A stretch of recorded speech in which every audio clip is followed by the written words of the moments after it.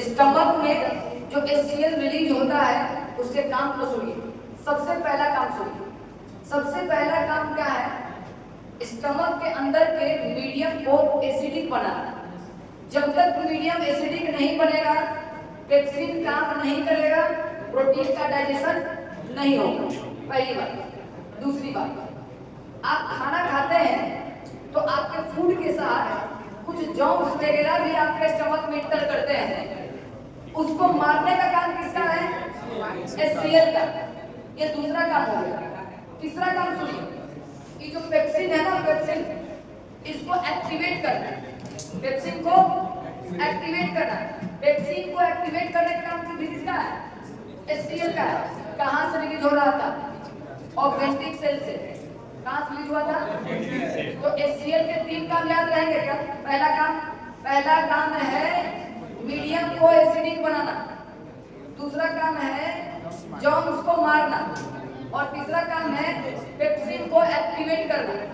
ये 3 काम है HCl के। आप साथ उतार लीजिए।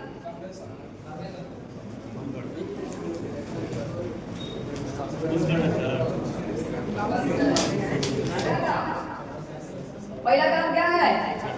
पहला काम था to make the medium inside stomach acidic.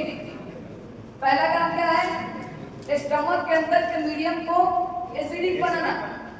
दूसरा काम to kill the germs entering our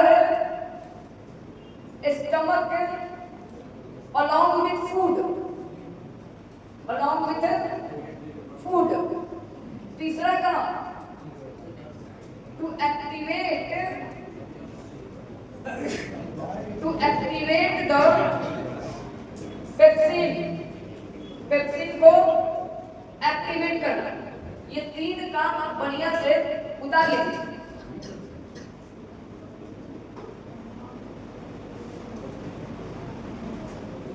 आगे सुनिए। एक म्यूकस नाम का सब्सटेंस रिलीज होता था। म्यूकस याद आ रहा है? कहां से रिलीज होता था?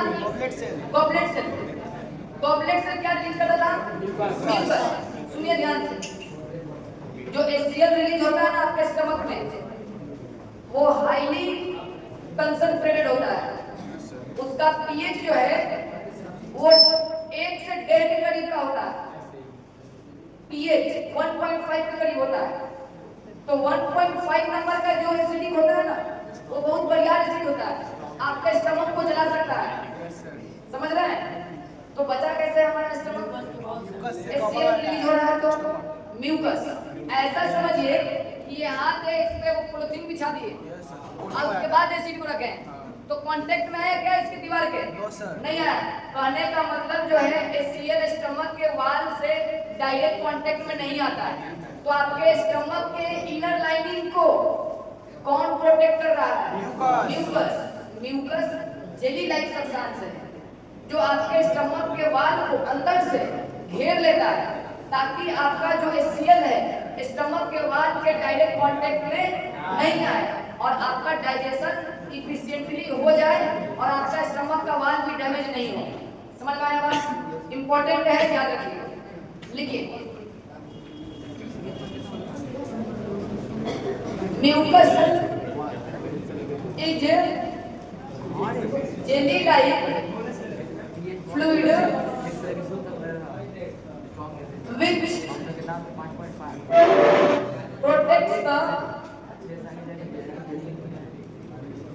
protects the inner lining of the stomach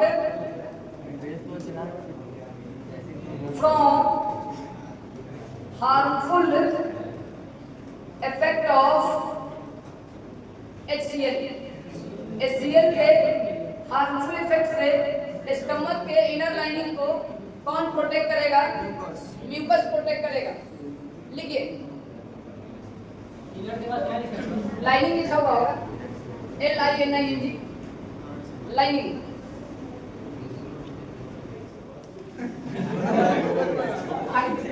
stomach में जब डाइजेशन कंप्लीट हो गया, कहाँ हो गया? स्टमक में।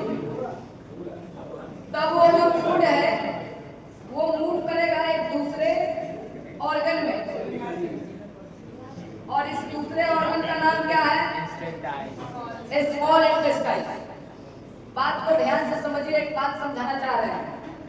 ये जो स्टमक है ना, स्टमक का जो लोअर पोर्शन है ना, जिसका हम लोग नाम आपको बताए थे, क्या नाम बताए थे? पाइलोरस बताया था। क्या बताया था? पाइलोरस। सुनिएगा ध्यान से, यहाँ पे एक मसल लगा होता है। क्या लगाता है? मसल। ऐसे इसका नाम होता है पाइलोरिक स्फिंक्टर। क्या नाम होता है? Pyloric sphincter. क्यों? सुनिए, आप देखते हैं कि सीरियल रियल में भी स्कूल में लड़की वगैरह नाच करती है तो मुड़ी नीचे और पैर ऊपर वाला नहीं, क्या वो डांस होता है, स्टेप होता है।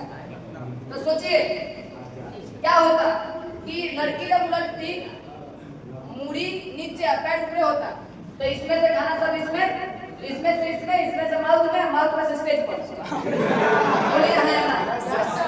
होता कि नहीं होता? और ऐसा होता है क्या? लड़के आराम से नाच रही है, हाँ या ना? तो आखिर बचा कौन रहा है?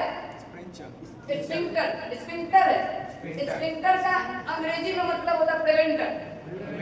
इसमें आने देगा, मरने को वापस इसमें नहीं जाने देगा।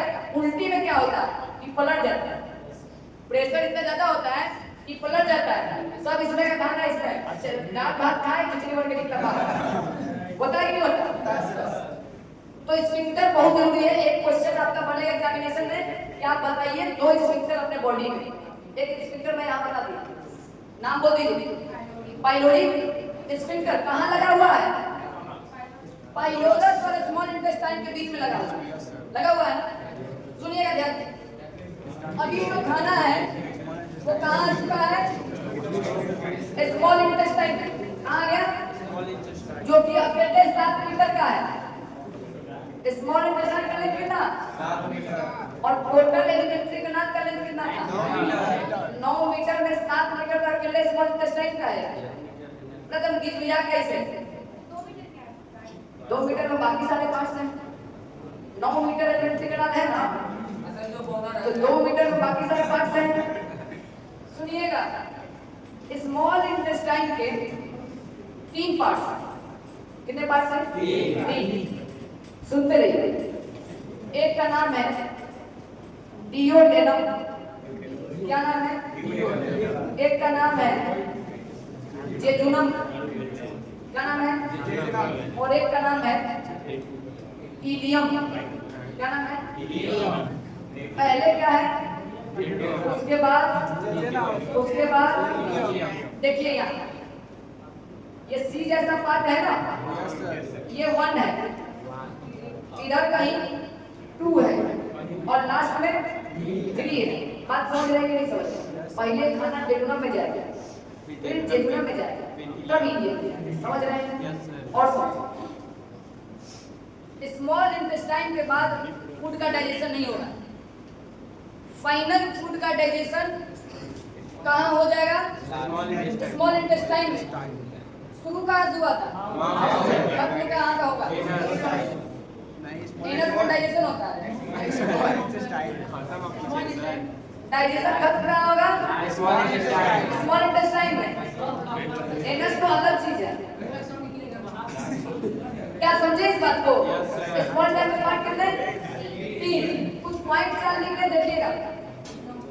It is the site of complete digestion.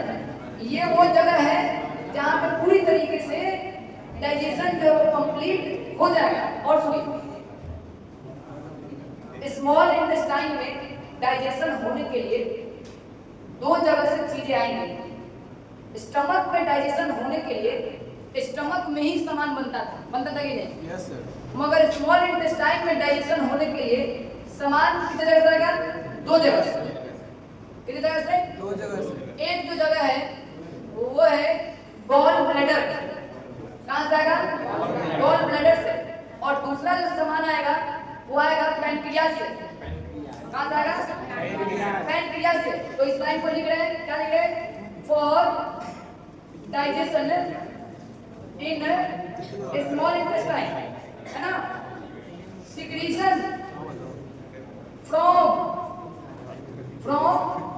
Gall bladder and बोलिए पैनक्रियाज कम्स। बोलिए कोई परेशानी? उतारिएगा क्या? पहले बताओ, उतारिए। Yes sir. 15 मिनट में। चलिए ओके, सुनिए सुनिएगा सब लोग।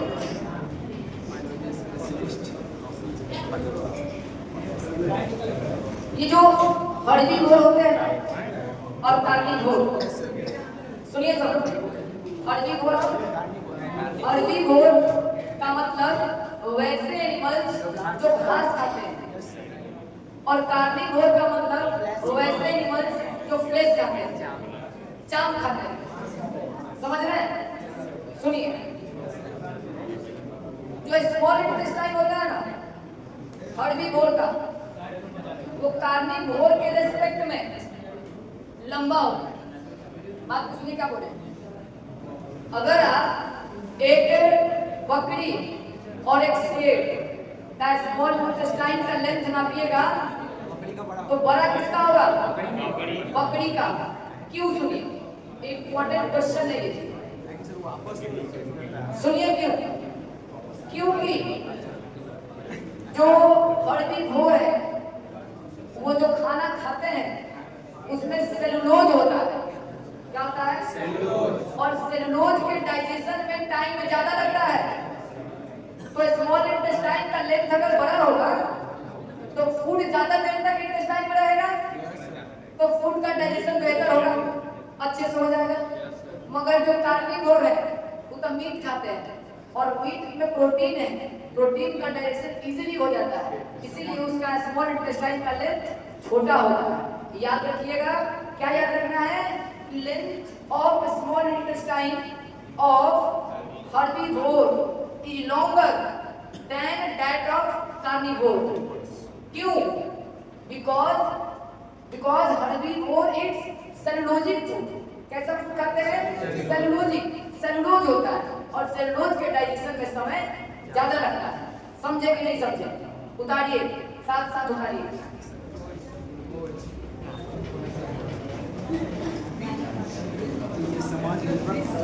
The length of a small intestine of herbivore is longer than that of carnivore, as they have to eat cellulosic food. Cellulosic food requires more time for digestion. Cellulosic food के digestion के लिए समय ज्यादा चाहिए होता है, इसीलिए herbivore का स्मॉल इंटेस्टाइन का लेंथ बड़ा होता है। कोई दिक्कत? लिखिए। सेलुलोज जैसे भूसा वगैरह होता है ना, उस समय सेलुलोज ज्यादा होता है। कार्बोहाइड्रेट का टाइप है, हम लोग के बॉडी में सेलुलोज नहीं बचता है। अब भूसा खाइए ना, दो खाली जब लग गया नहीं बचेगा। समझ रहे हैं? चलिए लिखिए, बढ़े आगे हम।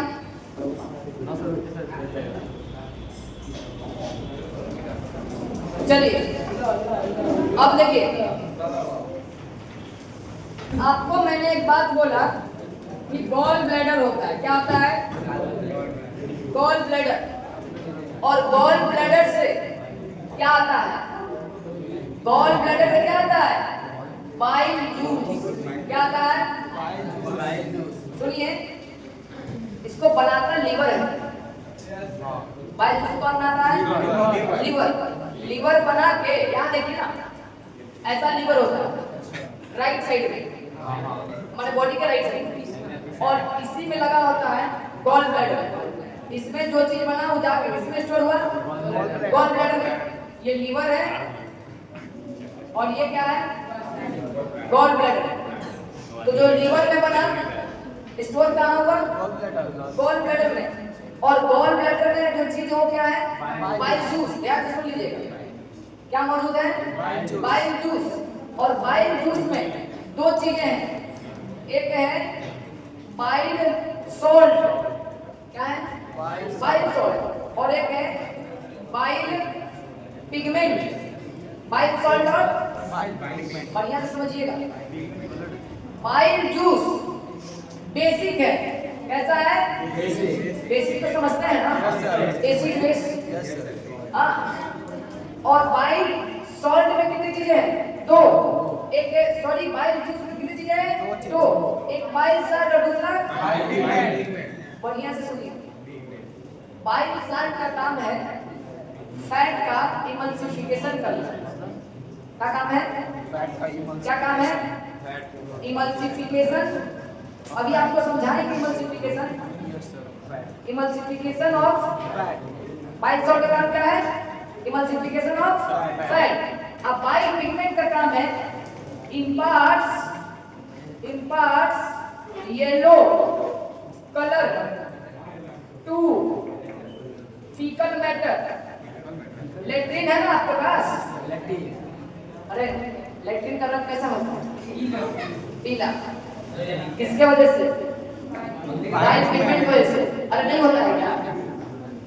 समझ रहे हैं? Yes sir.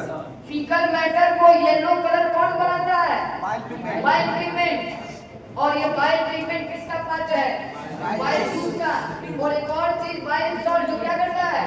Emulsification of fat. अब क्या होता है इमल्सिफिकेशन ऑफ फैट?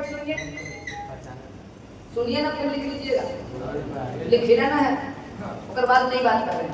सुनिए, जो फैट हम लोग खाते हैं ना, वो बड़े बड़े पीसेज में होता है, बड़ा टुकड़ा उसका होता है।